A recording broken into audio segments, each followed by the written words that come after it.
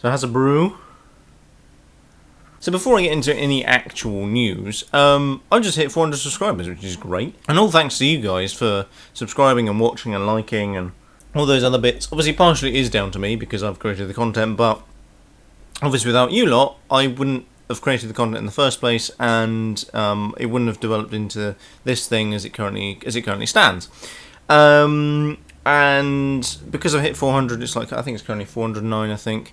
Because I hit 400, I'll do a game giveaway. There'll be a load of game keys coming up at the end of, well, it'll run over a couple of weeks, and then I'll put all the details at the end of this video, and it'll be at the end of like about 3 weeks time. There'll be like 3 weeks worth of content being given away, and yes, that's sort of like a bit of a give back to the community and a give back to you lot for watching and subscribing and liking and everything like that. So, which is really fantastic. And then hopefully before Christmas I can get into 500, and that'll be the next milestone.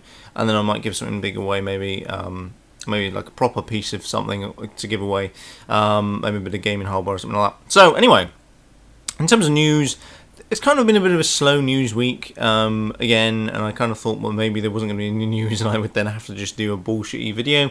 But actually there's been a bit of news. The Raspberry Pi shipped 1 million units from the UK, so since moving to UK productions and the Raspberry Pi being produced in the UK, it's now currently shipped 1 million devices, or 1 million Raspberry Pis that have been created and manufactured and produced in the UK.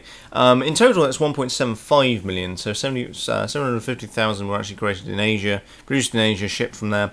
And I actually had one of the Asian ones back way back in the 256 megabyte days. I bought it because I wanted to test it out already. It was 30 quid. I just wanted to give it a go because it's 30 quid. I mean, you know, it's not that expensive. And since then, it's kind of really been gathering dust because I've not really had any use for it.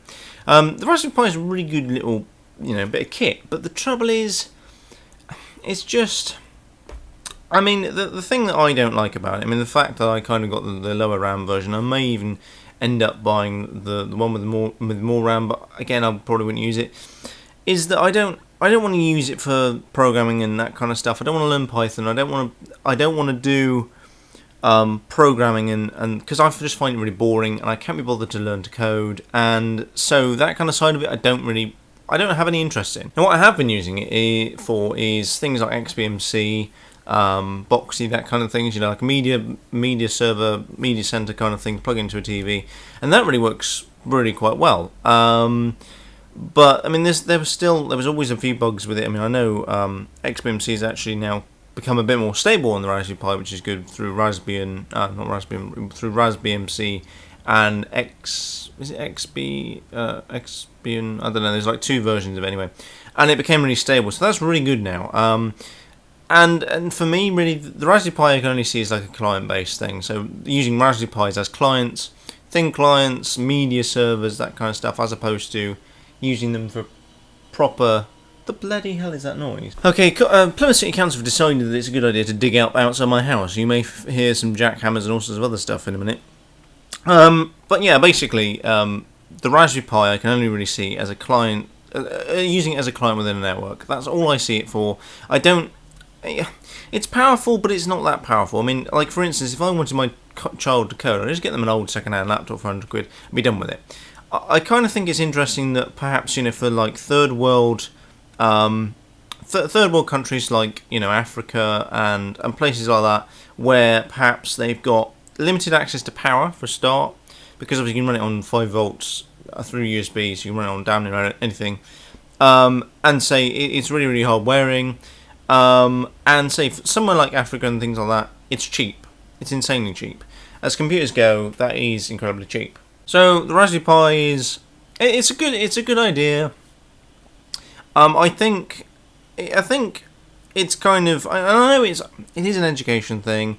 I think basically what it's done is it's created this platform whereby the likes of Intel and some other companies can create like ARM-based boards, or if in the case of Intel, your own kind of SoC, system on chip kind of device, that allows people to have a really cheap device that kind of works. They can play around, they can do a bit of homebrew stuff, and that is kind of where computing is going, especially when you see, when you look at the likes of consoles consoles, next gen consoles are going to be a complete and utter joke. And yes, there will be a lot of people will go and get them, but a lot of people will switch to PC, and a lot of people will go towards the indie apps and the homebrew kind of stuff, and that is kind of where we're kind of leading anyway. So with that in mind, I think the Raspberry Pi has created a great platform for manufacturers to move into that kind of market, especially with Intel doing their funky things with system on chip devices and stuff like that. And that's pretty much the only interesting piece of news I could find. I mean, I could talk about the Twitter IPO, the $1 billion IPO, but that's just boring. So that was pretty much it. But no, Raspberry. I mean, if you umming on about getting a Raspberry Pi for 35 quid, just go out and buy one, just play around with it, get an SD card, muck about with it, see what you think, and go from there. I mean, you can actually just put Linux on it and just mess around and see what you think, and just kind of go from there, because it's a really interesting device just to play around with. At the very least, just to play around with it. It's really great in I think it's really great for in an office environment, for instance, especially within IT. For instance, the place that I work, we've got a load of information screens that will give us server information, so things to do with what servers are doing and stuff like that. Raspberry Pi would be a really great implement there, because admittedly you can't run Windows on it, but you can run Linux on it. You can run everything through SQL and through a browser, which is great. And it's the same with information screens. Using Raspberry Pis for information screens is great, because A, if someone walks off with a Raspberry Pi, it doesn't matter, it's only 35 quid. And B, because they're insanely cheap, you can deploy them anywhere, and it doesn't necessarily matter. You haven't got to worry about spending 200, 300 quid on a PC dedicated for that machine, or a little system on chip device, maybe an Atom or something like that. Some Acer, was it an Acer Aspire?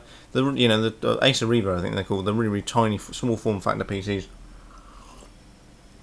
you can use for information screens and that kind of stuff. But anyway, the only thing I wanted to do is game giveaway. Basically, what I'll do is I'll list the games that you can win. All you have to do is you have to send me an email, asjoe@gmail.com, with the subject line game competition, and in the body of your email put down what game you want. And basically, the game that you want, you'll be entered into a draw for that one specific game that you want. And then I'll do a draw for that one specific game, and then everybody that enters that general competition will then be entered into the main competition to win the entire set of these. So one person will win all of them, and a lot of other individuals will win individual ones. You may also find you might end up winning twice as well. So it depends on how many people I get entering the competition. Probably not that many, but it's going to run for about a month before I actually do the actual proper giveaway. There will be Steam keys. The only limitation is in terms of geographical location. Anybody in the world can enter. The only limitations is if you've got Steam in your country. If you've got Steam in your country, unfortunately, you can't have it. I've got Origin keys as well, but generally I don't think anybody's going to really want Origin keys. If you really want Origin keys, put it in the body of your email saying I really want an Origin key, and I'll sort it out. But most people aren't going to really want Origin keys, so they're going to want Steam keys. So yeah, let's list through the games. I've got Dead Space 1 to give away, and Dead Space 3. I've got Burnout Paradise, the Ultimate Box, Crysis 2 Maximum Edition, Medal of Honor, that's the newer one, not Medal of Honor Warfighter, but the one down from that. Mirror's Edge, Battlefield 3, Command & Conquer Red Alert 3 Uprising, Populous, and The Sims 3, and then I've got a couple of soundtracks, Battlefield 3 and The Sims 3, to give away as well. Now, the reason I've got these to give away is because the Humble Bundle came out, and I bought a load of them, and there was somebody else as well that gave me a load of keys to give away.